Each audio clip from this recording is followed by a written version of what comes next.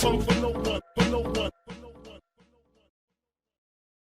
Well, good morning, ladies and gentlemen. It's yours truly, Dan Adams, a.k.a. the Soulful Conservative, the DA, and the prosecutor. And no, your eyes are not deceiving you. It is actually 6:36 a.m.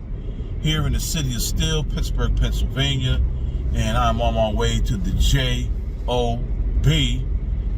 And I told myself, and I had a talk with my wife last night, seeing that I premiered the Dan Adams Show on Facebook Live yesterday, that I am going to do this consistently. In the past, I've started this show and stopped it, started it, stopped it, started it. Well, guess what? Through rain, sleet, snow, darkness, the Dan Adams Show was coming to you every single day in some form or fashion. So in this case, the beginning of this show starts in darkness. But I'm not going to lead you into darkness, ladies and gentlemen. That's not my intent.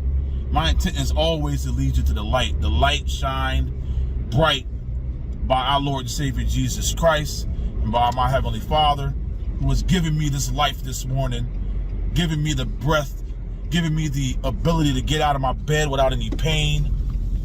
And I'm going to continue to work hard for you and yours, ladies and gentlemen, to bring the truth to the masses. And speaking of truth, I guess as I was listening to the talk radio stations of this morning, and on the Bloom Daddy Show, he was talking about the incident with Whoopi Goldberg and how she said that the Holocaust was not about race. And she made this speech yesterday on The View, and she tweeted out her apology on Twitter. No, Whoopi. No. You're not getting away with tweeting out an apology late night. You're going on your show. You better be going on your show, The View, today, February 1st, 2022, and apologizing and making that idiotic statement, that idiotic comment, that idiotic sentiment that the Holocaust was not about race. For those who are not even historians of Nazi Germany and the Holocaust, knows that is one of the most idiotic statements that you could ever make. So Whoopi, I better be seeing your ass making a hopefully heartfelt apology on your show, The View, where you spew your hatred, where you spew your ignorance. And for a person who I believe is Jewish, should know better than this. But yet she's black, and she feels that black folk are the only folk that racism can be racism is the let me restate that statement I'm trying to make here.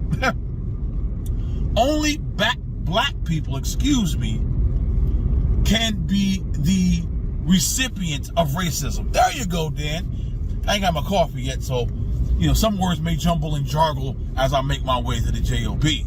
But to get back to the statement and the topic at hand, my statement is this: Whoopi Goldberg is a black racist. That's right, I said it. She is a black racist, a black person who feels the need, who feels the gumption, who feels within her bones that racism can only be against black people. It can never be white against white people or black people against white people. And that's, in and of itself, one of the dumbest premises that you could have. Racism is racism is racism. But in today's society, with the wokeness being woven into racism, who knows what these people think racism is, ladies and gentlemen? Because these people are completely out of their minds. Out of their minds. And when you got Ibram X. Kendi, a.k.a. something, I forgot his first name, but his last name is Rogers. Ibram X. Kendi. And if you go on my Rumble channel, and let me state this, it'll be in the description of this video. YouTube has me blocked from uploading videos up until April. So Rumble will be the main place to get the Dan Adams Show. So I will put that in the description section of this video. I love it when Ibram X. Kendi, Mr. I'm going to charge you $40,000 to $60,000 for a Zoom call for white people to get yelled at and make them feel guilty because they're white, even though probably most of those white people don't even have a racist, bigoted bone in their body. Don't know for sure, but I know all the white people that I know who are God-fearing people don't have a racist or bigoted bone in their body, are not having to pay out the yin-yang and out the ass. That's right, I said out the ass, to listen to some Ibram X. Kendi who can't even define the word racism. Go on my Rumble channel, look it up, you'll see the video. He cannot even explain or define what racism is. So people like that, ladies and gentlemen, are supposed to be the woke elite, the black elite. Well, as one Delano Squires of Blaze Network and a frequent participant on the Jason, oh my gosh, woo, can't even think of the guy's name this one. Like I said, haven't had my coffee. The Jason Whitlock, Fearless with Jason Whitlock show on Blaze, Delano Squires. You know what? I'm not even going to, you know what? I'm going to place what he said right here. Am I right in thinking that we think political agitation is the key to black people moving ahead? I think so, and I think part of it stems from, it's a really sad irony. Some of the people who claim to be most unapologetically black don't know how to define themselves outside of white people, right? So you know, I've told you guys, my wife and I, you know, we homeschool, so our kids are young, so they're really into, you know, planets and astronomy. And one day it hit me. I was thinking that for a lot of us, we relate to white people the way, you know, the earth relates to the sun, right? So we don't know how to sustain or even conceive of life outside of us revolving around them. Now, what we should be doing is relating to them, and all people, the way planets relate to one another. So we're in orbit, right? We're moving together. Some planets are larger than others. Some move faster than others. But for some reason, some people don't know how to define themselves outside of quote unquote whiteness. So that's why that's all they talk about is whiteness and white supremacy. They have no idea what it means to be black in America in 2021 without having to attach blackness or tether blackness to whiteness. Delano, one day they're going to fire me and just give you this show if you keep saying things like you just said. I want you to repeat and just expound a little bit on your sun and the earth, and just like, we can't grow and develop without white people shining a light on us. They're our source of life. Man, you just said a mouthful. I can't wait to put this out over social media. If you can just elaborate on that just a little bit more. I want so the back of the room can hear you. Sure. So really what it is, it's as I said, for many black folk, and particularly the ones who claim to be most unapologetically black, right? For them, white people and whiteness, because that's one of the things they talk about all the time. It's their sun, their SUN. In many respects, when they tie whiteness to everything from lynchings to nuclear family, what they're saying is this is both our source of light and heat, and they don't know how to define their lives outside of whiteness and white people. Now, what they should do is to see all other peoples as I said, just other planets in orbit. And again, this is where my own worldview comes in, where we are revolving around the sun, the SON. And when you do that, you see that you don't need another planet to affirm you or give you life, because they have no ability to give life. So I hope for some of those people that they would realize that there is more to being black in 2021 than to be against whiteness or white people. And there you have it, ladies and gentlemen. Straight out of Delano Squires' mouth. And what Ibram X. Kendi and all of these woke black folk, not even woke black folk, these are the black elite, ladies and gentlemen, who have now found a niche to where they can get paid. Ladies and gentlemen, this is all about these people getting paid. And speaking of getting paid, let's talk about Black Lives Matter and the Black Lives Matter Global Foundation. And they're all of a sudden, we've got millions of dollars now, so we're going to shift this money into the bank accounts of those who started this idiotic movement. So I believe it was last year or the year before, I cannot recall, one of the founding members of the Black Lives Matter Global Initiative moved millions of dollars into her bank account so she can buy herself houses and her family houses. But now we see now, with the latest financial,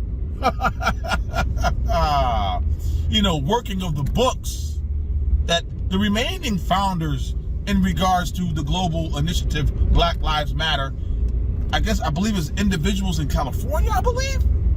I do not have the article right in front of me to read and to verify this, but it's some of the founding members of the global initiative, Black Lives Matter, moving millions of dollars out of the coffers of the Black Lives Matter movement. Yeah, you woke white people out here talking to you. The money that you gave to Black Lives Matter, these black folk are putting it in their bank account and making their lives much better than what it was before this Black Lives Matter movement started. They're enriching their lives probably way more than you right now, because your dumbass sent money to Black Lives Matter. It is a Ponzi scheme, ladies and gentlemen. Black Lives Matter is nothing but a Ponzi scheme. They have bamboozled you. And I'm talking to not just only woke white folk, but woke black folk, who all of a sudden, because Black Lives Matter is supposed to be this initiative that is something that they need to get behind because they're black. Yet, this movement is essence and infancy and origination is about Marxism and communism. These woke and black and white folk have no idea. Or if they do and they don't care, that's even worse. It's even worse if these woke black and white folk know the origins of the Black Lives Matter movement being encased in Marxism and communism. Then, ladies and gentlemen, these people are completely stuck on stupid. And if they are going to continually pull money out of their own bank accounts to enrich these founders of the Black Lives Matter movement, because that's what they're all at. Do you see any improvement in the black community in regards to the Black Lives Matter movement? Here in Pittsburgh, I sure enough don't see it. So all my fellow black people out there that may be listening to this, is the Black Lives Matter movement making any improvement in your hood? Exactly. So why are you propping these people up? Is it because it makes you feel good? Black Lives Matter. Black Lives Matter. Black Lives. Really? If Black lives really mattered, then they would be worrying about the Black lives being murdered in the womb. If Black lives really mattered, then they would worry about these kids and these young adults and adults being killed in the hood across the nation by fellow black lives. So does Black Lives Matter really care about black lives taking the lives of other black lives? No.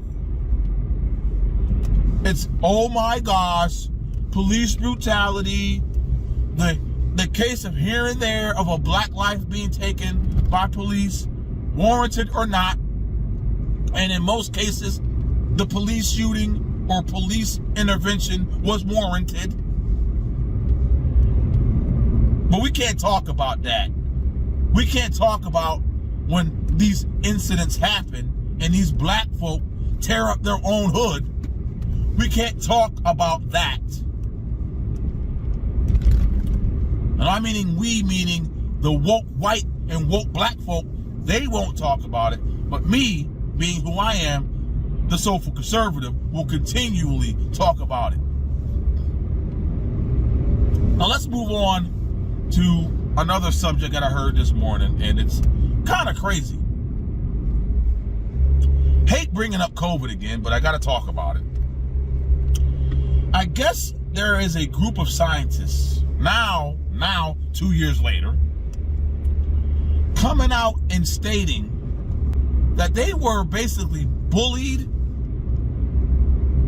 and put on blast by the science community, by the NIH, by Fauci, Collins, Walensky, and anyone else who dared talk about a lab leak being the origin of COVID. Now they're saying, because up until this point, ladies and gentlemen, we're supposed to be following the science.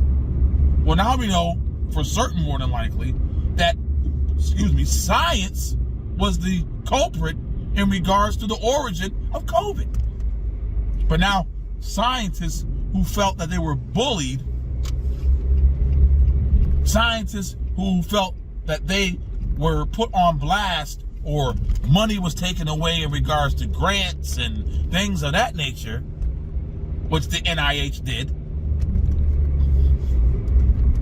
Now they're talking about, oh, wait a minute, yeah, more than likely it came out of a lab and it was leaked and it wasn't from some freaking bat in some cave.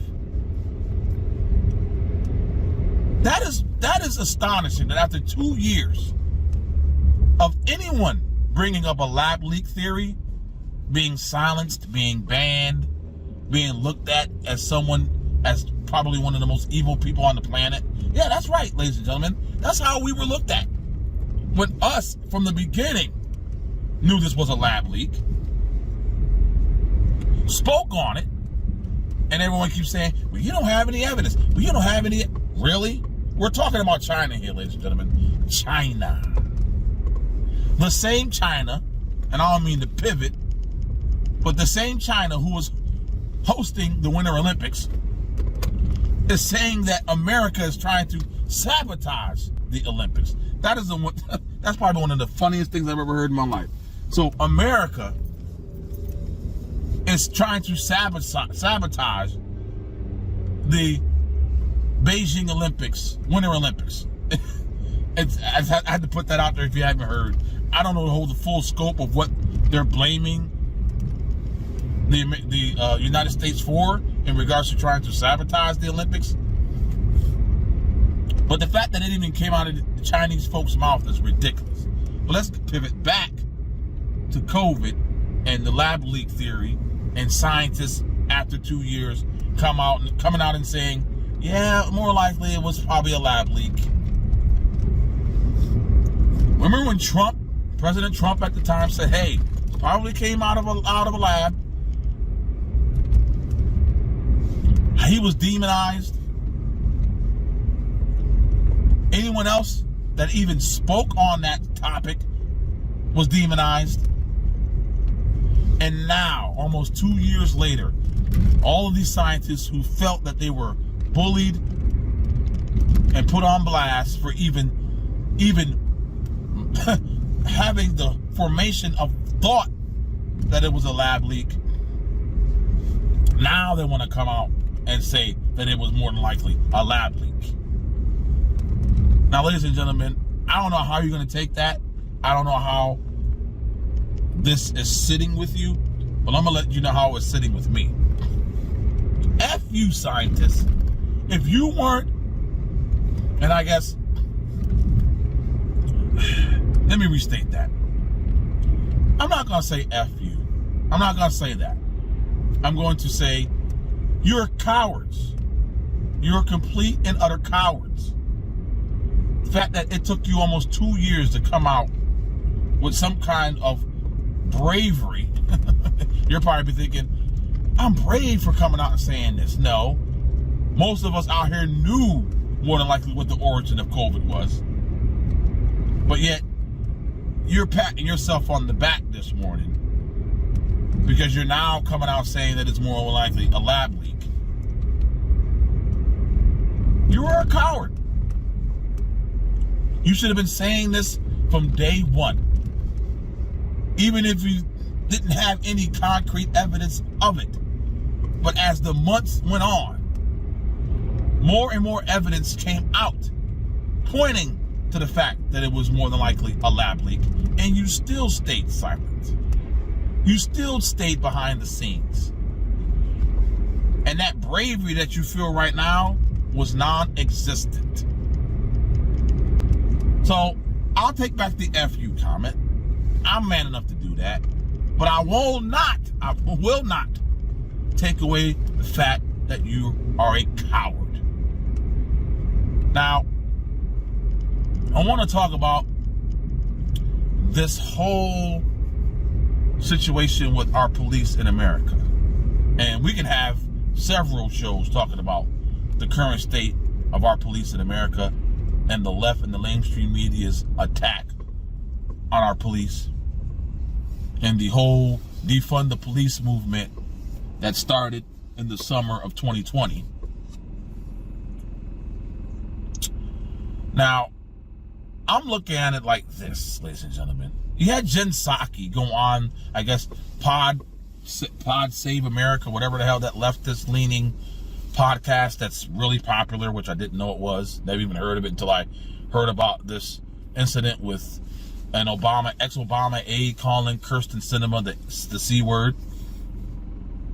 Well, I guess Jen Psaki went on that podcast and started mouthing off about how Fox News, all they talk about is the crime statistics. Crime, and crime. Well, I'm sorry, Jen Psaki.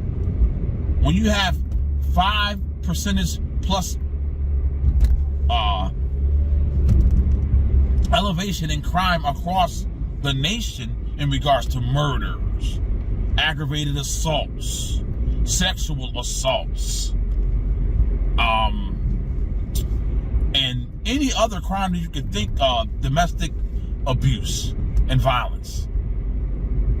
Each of these categories had at least a 5% increase in the year 2021. Well, who was president the year of 2021? Yes, Jen Psaki, your boss, former Vice President Sleepy Joe Biden.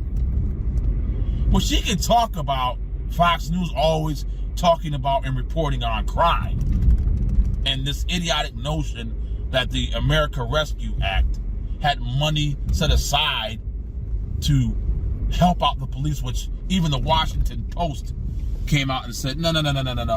Even their fact checker gave her in that statement Pinocchios. So for her to come out and say what she said, that the right and Fox News just always want to talk about crime. Well, guess what, ladies and gentlemen? Jen Psaki doesn't have to worry about crime entering her world.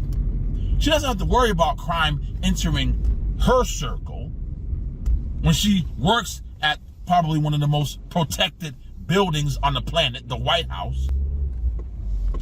Guarantee you she has a security detail protecting her ass on a daily basis. But not me and my family, not you and your family.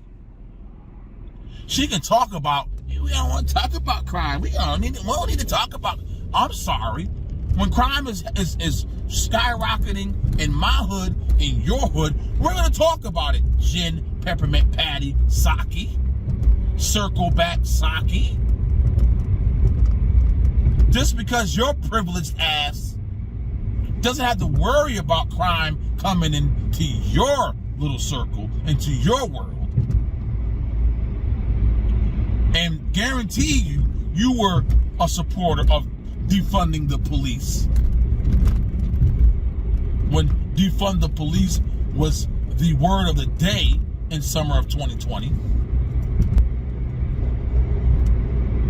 But then we have the upheaval and the inclination and the downright criminals who across the country, knowing that in certain cities like San Francisco and Los Angeles, and now definitely New York City with the current district attorney, Mr. I'm not gonna prosecute anybody for any crime, basically, and let you out on bail and such and such and such. But ladies and gentlemen, if you are going to have these type of DAs, George Soros-backed DAs, running amok across the country, letting out murderers, not just petty thieves, but letting out murderers, Jen Psaki, we can't talk about that? We can't be outraged in regards to that? And the fact that you're downplaying the rise in crime across this country only shows where you and your leftist ideology always ends up, on the side of idiocy, on the side of ignorance, on the side of whatever seems to be the leftist talking point of the moment. So I'm sorry, ladies and gentlemen. I'm not going to allow the likes of Jen Peppermint Patty Circleback Psaki downplay the effects of the rise in crime across this country, because she knows damn well that crime will never affect her in her life and the people in her life. Now, ladies and gentlemen, as I end this particular podcast for today, and as you go about your day today, ladies and gentlemen, I'm going to once again ask a special blessing on me, my family, but to you and your family as well. May God continue to keep you and your family safe. And until next time, God bless you and yours. Peace. Have you seen in your decades of service in science, as a medical professional, as a neurosurgeon, have you ever seen the levels of censorship within the scientific community that we've witnessed in the last 2 years under COVID? No, I've never seen it. People are being intimidated. They're being threatened. You may remember early on when people were talking about hydroxychloroquine, they were being censored. And the interesting thing is, of course, if you go to West Africa and you go to the coast, virtually everybody takes hydroxychloroquine or an equivalent because of the malaria. And they have 94% less COVID infections than we do. You think that's a coincidence?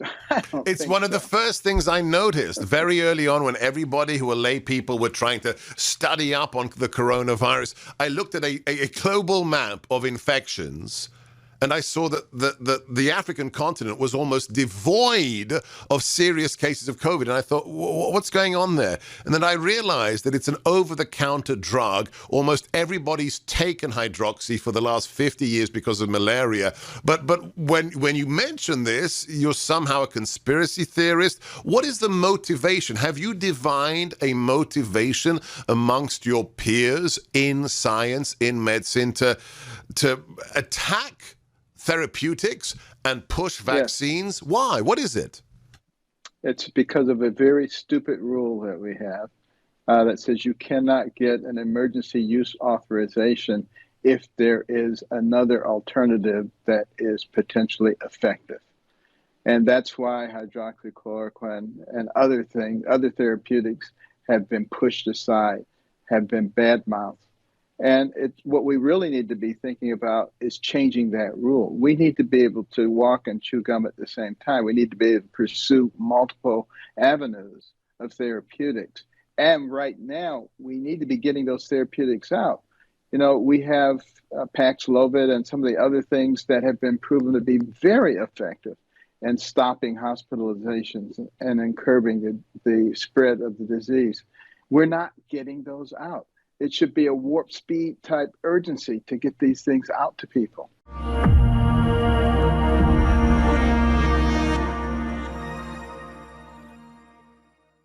People keep asking if I'm back, and I haven't really had an answer. But now, yeah, I'm thinking I'm back. If I said it, I meant it. Bite my tongue for no